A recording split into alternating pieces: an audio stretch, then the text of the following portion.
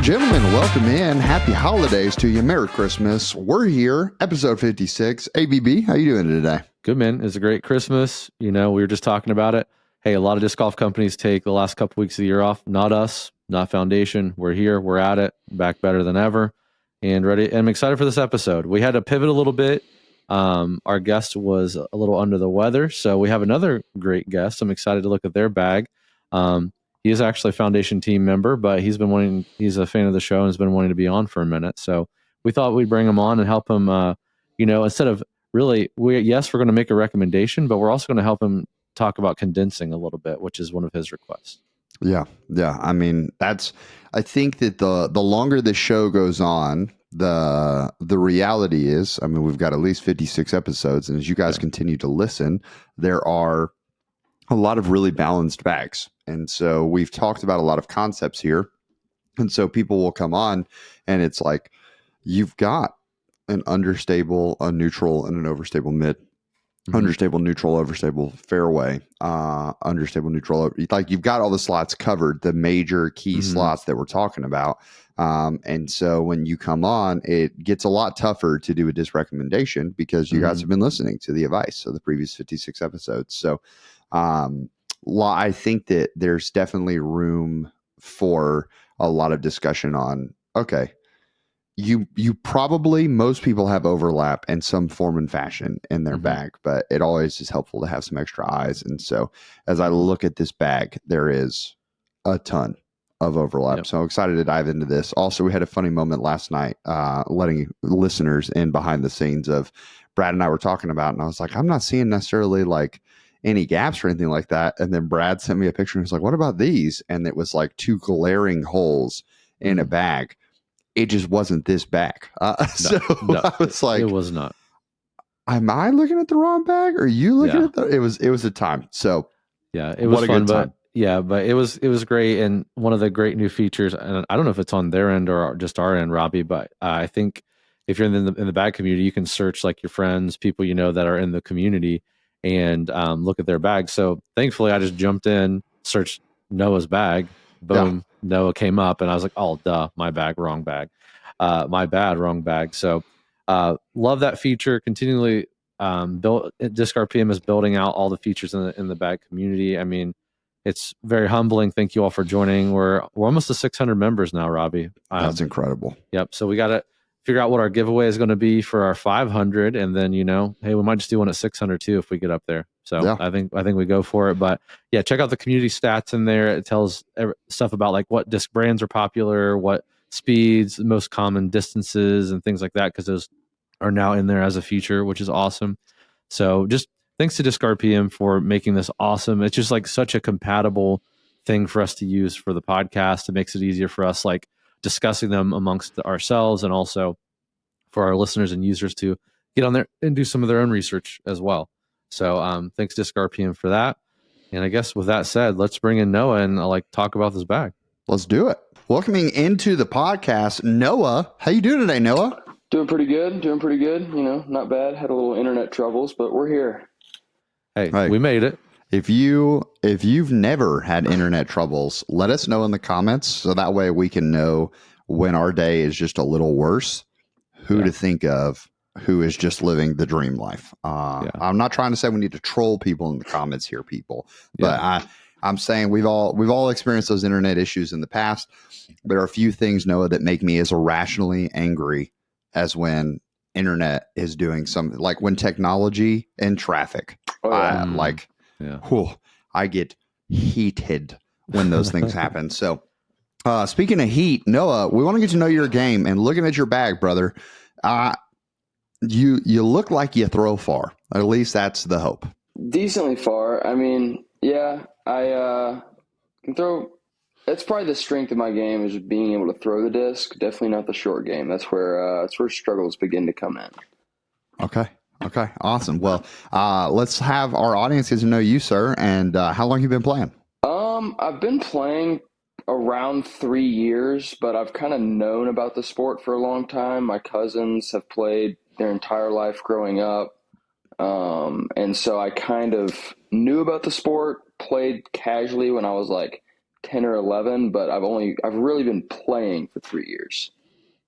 Okay, fantastic. And so if we put you in a field, we take you to Lynchburg College and we're on hole 3 and we're like, all right, we're going to put a basket out there.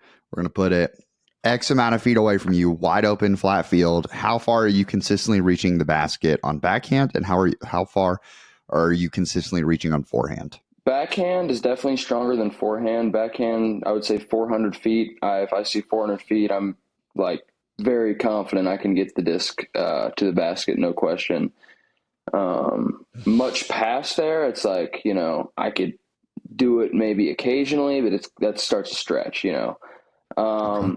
And then forehand is 300 feet. That's been a recent improvement to my game, I guess, is just distance forehand.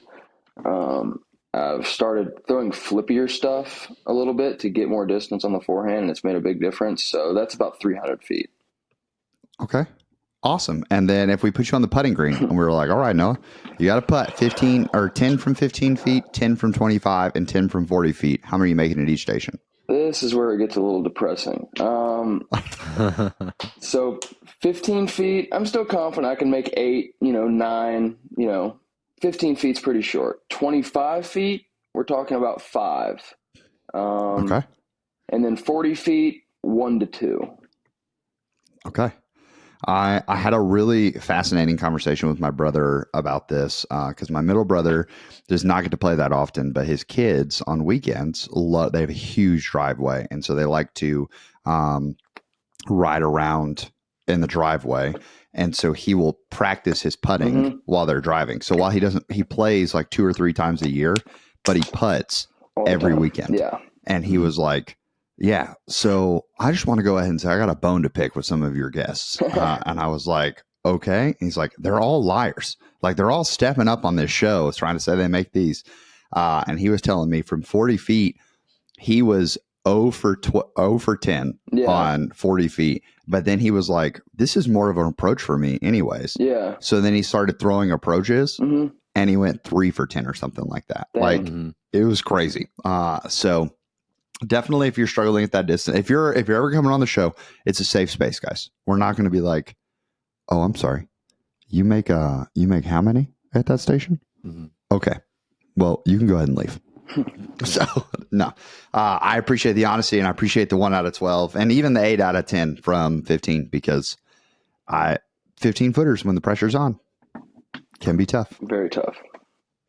So, Noah, let's talk about your bag a little bit, man. And hearing even your description, I have some guesses as to what discs are being used for what. The theme of your bag, we've kind of teased it in the episode coming up or coming in the intro, is I feel like your bag has a lot of overlap. Is that something that you feel? In certain areas, yes, especially in that control driver 9-speed type of area. That's where the overlap really begins. Okay. Yeah. So looking at the distance drivers, I can see worlds of like what each one might be used for. So running through it real fast, you've got 3 destroyers in the bag. I'm assuming the Calvin Halo that isn't team stamped is like utility. That one real overstable. Actually, the team stamped one is the ones that really is the one that is really overstable. The Calvin one I've had since it came out, and it's like super beat up. Like whenever I shouldn't have been throwing destroyers, like 2 years ago, I just do it on every hole, and so it got super beat up. So now, I mean, I can Hyzer flip it and everything. Like it's like if I need max distance, that is the disc I go to. Okay. Yeah. Awesome. So what does the yellow destroyer do then? That one's kind of more just like your standard destroyer. Like I can get it to flip up a little bit, fade out. It's kind of just your typical stock star destroyer, pretty much. Okay. And how'd you come across 2 team stamps? So my cousin is on the pro tour, so I've got a few connections with some of his friends and some of his people, I guess. So I actually have like a few more team stamp discs, and so kind of came across a few throughout, spending some big money on them, but I love it. Hey, you got to flex on people sometimes. Yeah. I get it. So talking about the Wraiths, Are the wraiths? Are you forehanding some of your wraiths? The pink one I forehand, and I forehand like the flippier Calvin. I'm going to be totally honest. The red wraith, not a whole lot of difference between that one and the pink one. I really only have it in the bag whenever I'm carrying my red Liberty disc golf bag because I need to fill it with space, and because it's so massive.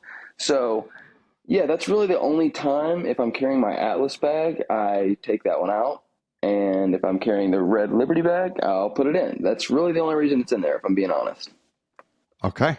Well, respect. And one beautiful part about this RPM is we can see which ones he's talking about because there are pictures uploaded of all of them. I know, Brad, we've definitely struggled with that in the past where they're like, oh, yeah, the red one. We're like, oh, it's blue in here. Yeah, our chart doesn't show any red ones. You don't have a single red disc in your bag. And they're like, oh, yeah, no, they're all red. Well, that's not helpful either then. So awesome. Yeah, that makes a ton of sense. I feel like the Wraith, especially at 168, is one of those. It's gonna beat in really fast. It's gonna quickly become what that Calvin Destroyer is, but then just a little bit of finesse. And then you got to start being careful, especially with your power backhand. Like I feel like you're probably having to throw that Wraith if you throw it on backhand. Has to be on some pretty steep Hyzer or else she's going and leaving. For sure. Sick. Well, let's talk fairway drivers because Brad, I don't know about you, but there are quite a few. There's a few discs over on that side. And I want to start actually with that Thunderbird, the Jeremy Colding Thunderbird. How does it fly for you? It's pretty beefy. For a Thunderbird, it's one of them. It's not like just a stock start Thunderbird. Like it's really beefy for a Thunderbird. Like, I cannot get it to flip up at all. Now I haven't had it in my bag like an extremely long time, but I can get it to push pretty straight if I throw it flat and then just dump hard at the end. Yeah. It's kind of like a vulture flight for me. Like my one vulture is exactly like that. Like it won't turn. It'll just kind of get flat for a long time and then just dump at the end, which I love for the sake of like, I really use that if I need ground play. If I'm thinking of like Tim Brook hole 7, old hole 7, whatever hole it is now, where that basket's like right on the hill of death. I'm going to throw a vulture out wide because I know it's going to go straight and then have that like aggressive ground play at the end because of that steep like amount of fade it has at the end. Yeah, that makes sense. So let's talk about the lots then. On the other side, you got a pink and a white lots, and I do like that you added the custom flight numbers because it does give us insight into like how they're actually flying. So is it that drastic of a difference between the two lots? Yeah. Oh yeah. The pink one is pretty dead straight. If I wanted the Hyzer, I could throw it on a Hyzer and it'll Hyzer. If I want it, it's basically like a longer buzz, like super glidey, dead straight. And then the white clear one, the glow one, is ridiculously flippy. I can throw it on just a steep Hyzer and it'll flip up slowly and then just turn the entire way. So it's very, very, very flippy, but it's very useful as well. So it's not like so flippy to where like a Paradox or a Rolo, like if you throw it on Hyzer, it's just going to roll. It can still fly. So it's kind of in like that sweet spot. So. Okay. And is the goal maybe to like continue to use of the Thunderbird and the pink lots, which would you say you use more? Oh, the pink lots, 100 times more. Okay. So is the goal eventually to maybe beat that pink lots in so it's a replacement option for that white lots in case worse comes to worse? Yes, for sure. Okay. Sick. And the white lots, did it just come out that flippy, or is this one you've had for a while that you really beat up? Sort of both. So apparently the glow loots or lots, whatever, they're flippier than just the regular K1, which I didn't know initially.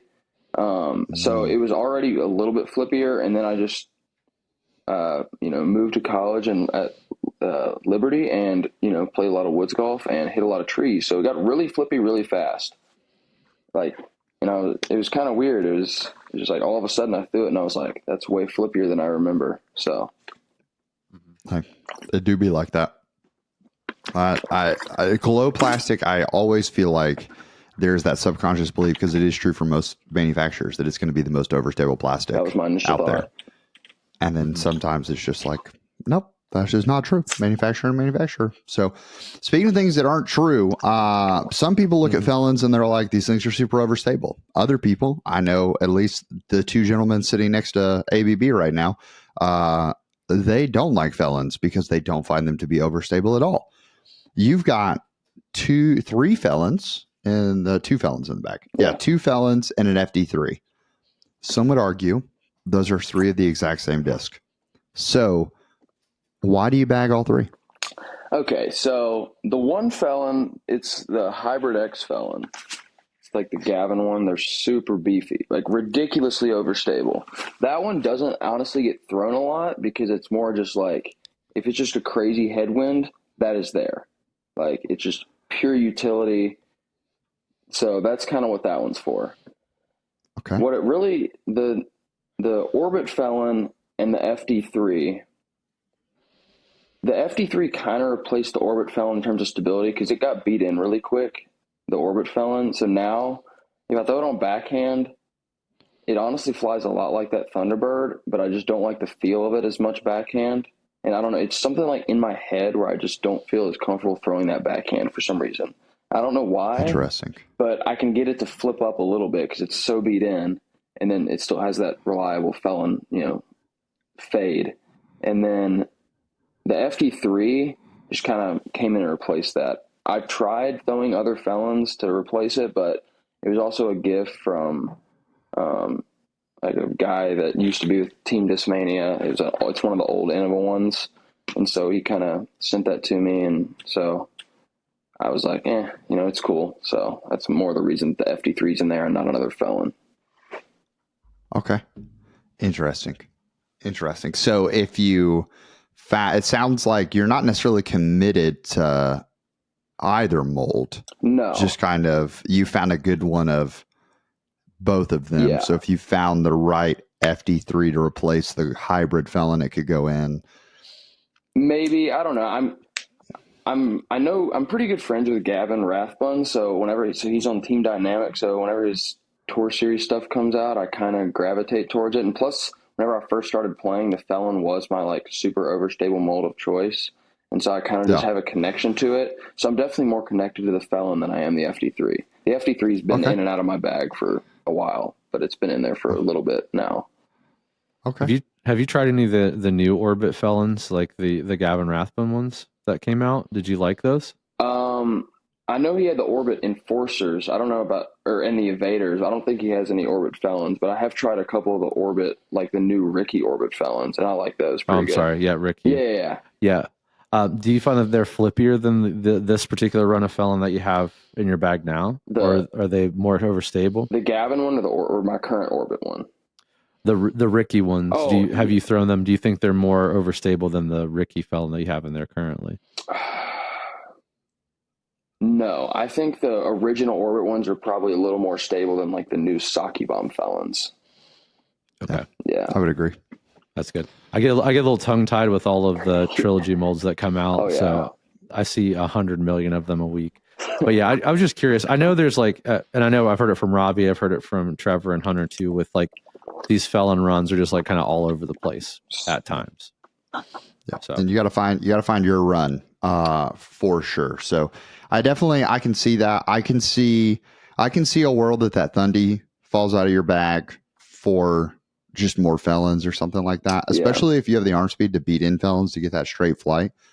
I can see that world, or like another Thunderbird steps in and replaces that felon or however it may be. So I would definitely, my advice for the quick fix there would be like finding a, like playing a couple rounds with just your 9 speeds and being like, okay, what stands out? What am I finding? Like, all right, these two are a very similar shot, so I'm going to play this hole 3 times. Yeah. And see, am I consistently throwing this one better? However that may balance out. I want to jump to, because we're running on a little bit of a time crunch here. I want to jump to putting putters because we're going to finish talking about mid-ranges. And I want to talk about your Lunas because I know something we talked about is that you're not necessarily set on the Lunas? Not 100%. I've been putting with Lunas actually for like 2.5 years, but I always like midway through like a year go through like a midlife crisis and change putters for like 2 weeks because I just like I hit rock bottom. It happened to me this one time during practice at Liberty, and I just caught like a bad case of just like the yips. I mean, I was just grip locking every putt. So I went to PA2s, and switching putters doesn't fix anything. So I was like, why are you doing this? Just go back to the Lunas. You're confident with them. You have like a ton of them, and so yeah. But I'm definitely not 100% sold. Yeah. So what is it about the Luna that you don't like, or like what ends up happening that talks you out of it? Is it a stroke thing, where because it sounds like you're grip locking them? But I'm not entirely sure, to be honest. I don't really know what makes me like go away. I mean, they roll like crazy. Like it's actually kind of annoying. Like for some reason, I feel like Lunas just roll more than any putter I've ever attempted to putt with. So that's more of just an annoyance thing. But if it goes in the basket, it doesn't matter anyway. So I guess it's more just there's really not a putter that I like love. I guess I haven't felt one that's like made me be like, this feels amazing, so I'm going to take the Luna out. I don't really know why that is. I'm sure eventually it'll happen, but yeah. Yeah. I mean, I'll say, I think the Luna has a very unique hand feel. Obviously, people will say like the Luna and the Roach are basically the same thing. I've heard that before. But I think that beadless, thin profile putter that Discraft has is unique. No doubt about that. So I always tell people, if you ever want to try something out about the Luna, find what you dislike about the hand feel of the Luna and then work from that. Like if you wish that it had a bead, okay, well, there are options of thin beaded putters. You wish it had a little more depth, because you feel like a lot of times if you go too thin on a putter, your fingers are so closed in, like they don't have anywhere to go. If you have decent sized hands, shallow putters can be really tough because your fingers want somewhere to go, but the putter's so thin that you can't ever get like a natural feeling grip that's like, oh, this just settles in my hand. So then that extra finger work that you have to do to get the excess gone can cause grip locks and things like that. So if grip locking is an issue, I would definitely suggest going to a somewhat deeper putter, because your fingers, the extra work that your fingers are doing, will be solved simply by having more putter to get around, kind of a deal. So definitely curious there. Let's jump over to the rock and the uplink. That was a conversation we kind of had offline. Tell us about the rock and the uplink, and I'll let Brad, you kind of jump in at the end of that to talk about what we threw today. Mm-hmm. Neither mold I'm in love with, to be honest. The rock is in there because I want to love the rock. I want to be a rock thrower. I want to love it, but I just don't. And it's really unfortunate. So my goal is just kind of to beat in a rock, just beat it to death, and then have it kind of fill that uplink slot, because I'm not in love with the uplink either. But I have felt like, I guess, the mana from Thought Space and the lobster from Mint, and they both feel really good. I like to feel them more, but I just haven't bought one. So that could end up replacing both, because I like to feel that more than the rock or the uplink. Mm-hmm. So what about the uplink do you not like? It's like almost too flippy, because mine's been beat in too, so now it's just kind of ridiculous. Like it's a little paradoxy. Yeah, it's so flippy that it's like I don't throw it often. Now, whenever I need to throw it and the shot calls for it, I'm definitely glad I have something that flippy, or have a mid that's understable. But I'm not in love with either that or the rock by any means. Mm-hmm. Yeah, and then what does your buzz do for you? Is your buzz just like laser beam straight? Just dead straight. I've loved the buzz for, I mean, for years, and I've tried to switch to the hex, and I'm just like, I just love the buzz too much to switch. Mm-hmm. Okay, so good news today is, Robbie and I went like the more like neutral to flippy kind of slot, you know, because if you take out the rock there, and even though like there's a big gap between the buzz and the uplink, I'd argue that there's an even bigger the perceived gap between the buzz and the uplink. There's a lot of room for disc there. Yeah.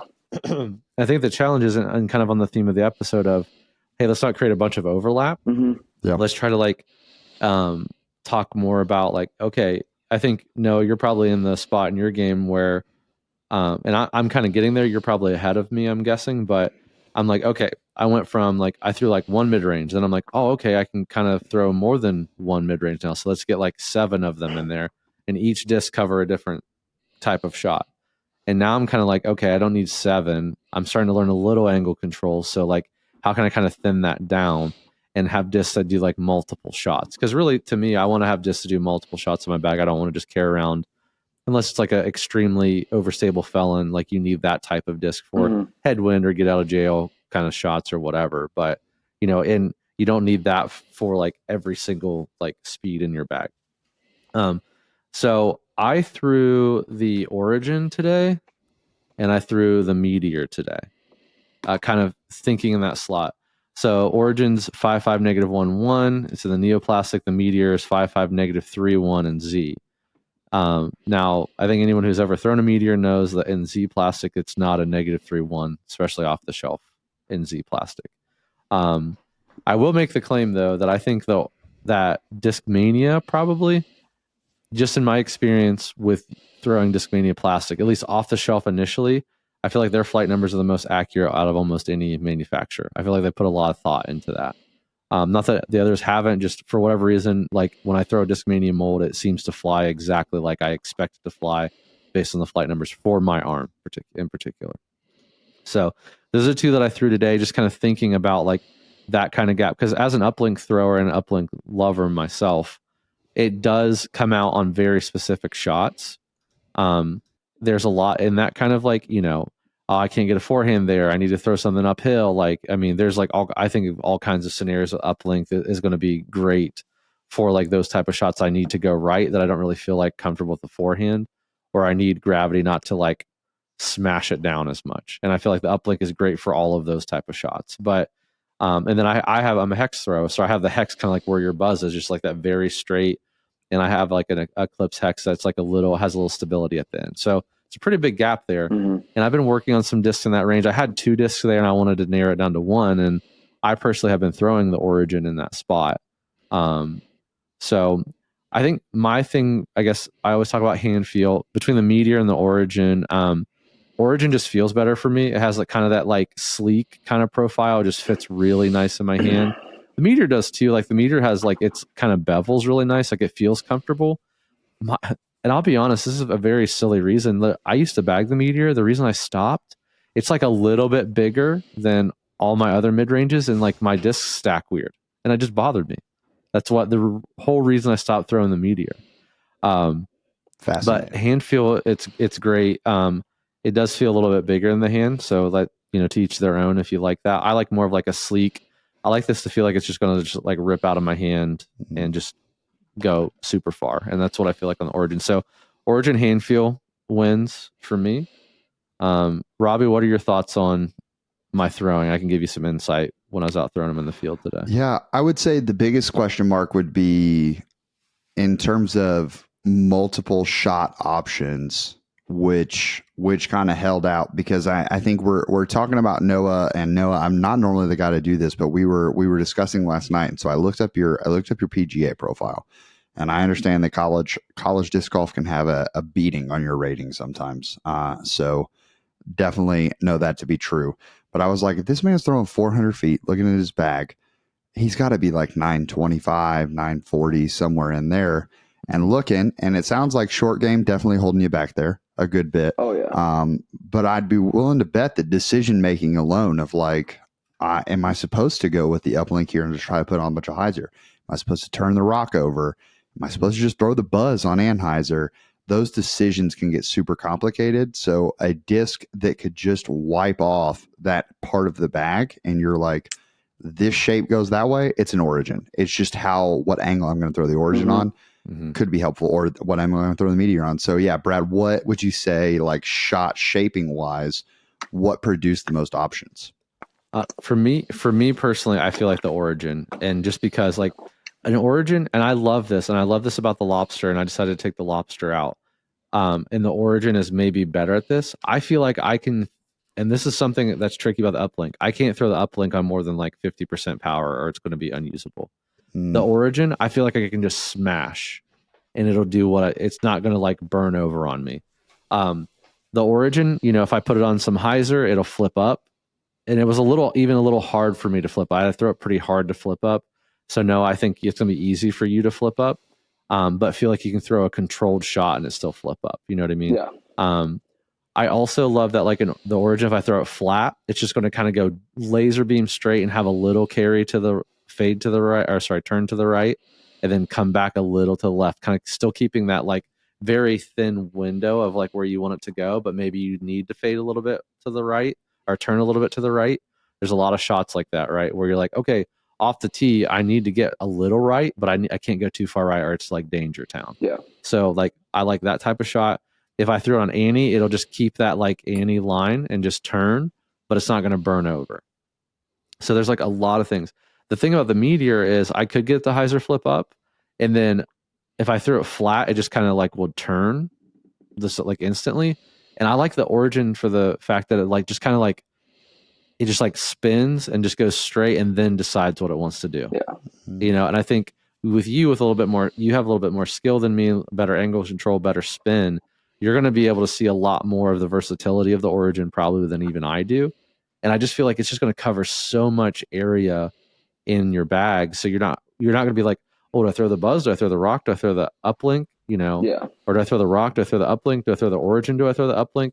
You're going to have a very clear definition between what is an Uplink shot, what is an Origin shot, and what is a Buzz shot. And I think it's going to give you a lot of clarity in that particular area. Yeah. Any thoughts there, Noah, on like, have you tried an Origin before? I actually have. So I played in a tournament in early March, and with my tournament winnings, I got a Midnight Prowl 2. I threw it once at my house. We have a lot of land, but the field was grown up. It went into the field, and I never found it. So I threw it one time, and it was very sad. But yeah, I would actually like to try the Origin. Hopefully it won't lose it first throw this time. And speaking from someone who's thrown that disc, also not the same as a stock Neo Origin. It's different. So, okay, cool. Well, Noah, I don't even have to send this out to you. I'll see you here in like next week, so you can pick it up at the warehouse. Perfect. I think it's just gonna be the best. But I think the Meteor is not going to do what you want it to do. I think it's going to give you the same kind of vibes and confusion. Yeah. Just with your arm speed, it's going to be flippier for you. The Origin, I think, is going to like stand kind of like where you need it to stand and just have a confidence in that type of shot. Yeah.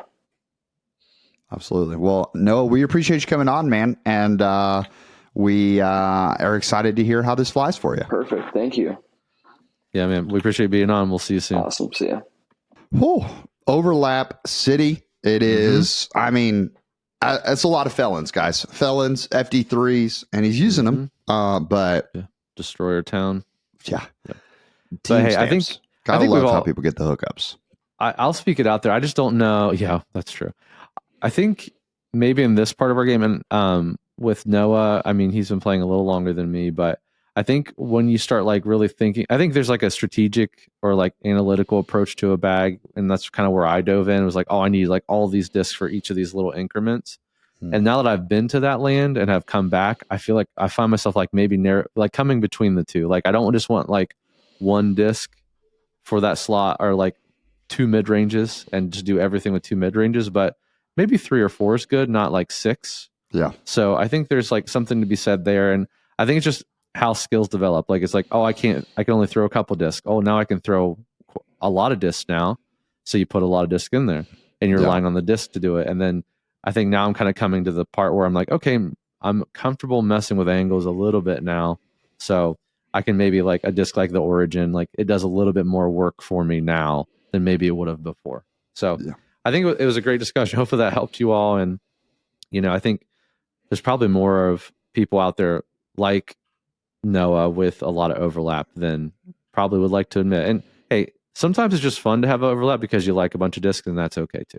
That's true. My 7-speed slot, like if I put all the discs that I want in that middle where Noah had his FDs, if I were to put all the molds that I love, guys, I would not even need another bag. I would just have a bunch of neutral 7 speeds with my stalkers, evaders, eagles. Like I would just load that thing up in the middle. So totally get that. And how I know that I owned a lot of those 7 speeds was when I set up my Hyzer disc racks, which is the presenting sponsor of What's New in the Warehouse, because sometimes when discs don't make the bag and you're like, hey, I want to switch things up. For me, I'm switching up my drivers. You'll see a video coming about that on my channel. And so switching up my drivers. And so I put them on my disc racks. Wonderful piece of furniture, wonderful storage solution. It looks so good. I mean, it was probably the talking point of my holidays, was showing people pictures of these disc racks. So I want to thank the team over at Hyzer Disc Racks. And by team, want to thank the guy running the solo operation. Yeah. Shannon, man, shout out. Thank you for supporting In the Bag. Thank you he has a commitment to quality that I just really appreciate. Yeah. And again, he's selling, if you can check it out now, I think there's still some in stock, but he's selling some like factory seconds, if you will, Hyzer X. There's not really anything wrong with them. Like they're still beautiful. They're still great pieces of furniture. They just didn't fit his quality. And guess what? When you get them shipped to you, they're not going to be broken because the packaging is also just quality. A lot of thought has went into this. A lot of thoughts went into the product. He's working on some new fun products behind the scenes. But for now, make sure you pick up a Hyzer disc rack.